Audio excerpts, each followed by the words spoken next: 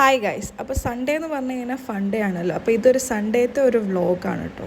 Sunday funday എന്ന് പറഞ്ഞിട്ടൊക്കെയാണ് വീട്ടിൽ നിന്ന് ഇറങ്ങിയത്. വീട്ടിൽ നിന്ന് ഇറങ്ങുമ്പോൾ തന്നെ ഒരുപാട് നേരം വൈകുന്നു. കാരണം ഒരു ഉച്ച കഴിഞ്ഞ് ഒരു 3 മണി 4 മണിയൊക്കെ അടുത്തായിട്ടുണ്ടായിരുന്നു. കുറച്ച് നേരത്തെ ഇറങ്ങണമെന്ന് വിചാരിച്ചായിരുന്നു. പക്ഷേ സാഹചര്യങ്ങളുടെ സമ്മർദ്ദം മൂലം നമുക്ക് നേരത്തെ ഇറങ്ങാൻ പറ്റിയില്ല. പറ്റുന്ന സമയത്ത് നമ്മൾ ഇറങ്ങിയിട്ട് നേരെ പോയത് എൻ്റെ കാക്കാൻ്റെ വൈഫ് ഡെലിവറി കഴിഞ്ഞിട്ടുണ്ടായിരുന്നു, ഹോസ്പിറ്റലിലായിരുന്നു. അപ്പോൾ നേരെ ആദ്യം പോയിട്ട് നമ്മൾ ആ ബേബീനെയും താത്തനെയും കാക്കിനെയൊക്കെ ഒന്ന് കണ്ട് വേഗം പോകുന്നു.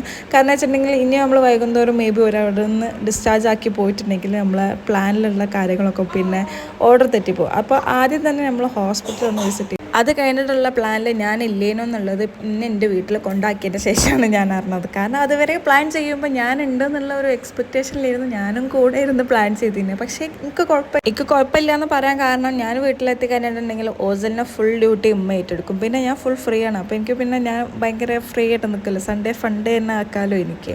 അങ്ങനെ വീട്ടിൽ പോയി ഇരുന്നിട്ട് ആദ്യം തന്നെ പഴം ഇങ്ങനെ കൊഴുമിട്ടിട്ടിട്ട് ചിക്കും. അതെനിക്ക് ഭയങ്കര ഇഷ്ടമാണ്. അതൊക്കെ തിന്ന് കഴിഞ്ഞിട്ട് എനിക്ക് അതങ്ങോട്ട് ഫില്ല് ചെയ്യില്ലാന്ന് തോന്നി. ഇപ്പോൾ ഇവിടെ അടുത്തുണ്ട് ഒരു ഫ്രഷിങ്സ്. അവിടെ ഭയങ്കര ബഡ്ജറ്റ് ഫ്രണ്ട്ലി ആയിട്ട് നമുക്ക് സാൻഡ്വിച്ചും ബർഗേഴ്സൊക്കെ കിട്ടും. നല്ല ടേസ്റ്റ്, സ്ട്രീറ്റ് ബർഗറൊക്കെ നല്ല ടേസ്റ്റാണ്.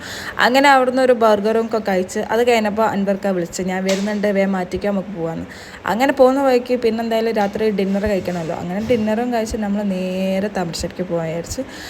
സത്യം പറഞ്ഞിട്ടുണ്ടെങ്കിൽ പ്ലാനിലൊന്നും ഞാൻ ഇല്ലെങ്കിലും അൻവർക്കാൻ്റെ പ്ലാനൊക്കെ നടന്നിരിക്കണം. അപ്പോൾ ഇത്രയേ ഉള്ളൂ. Bye bye.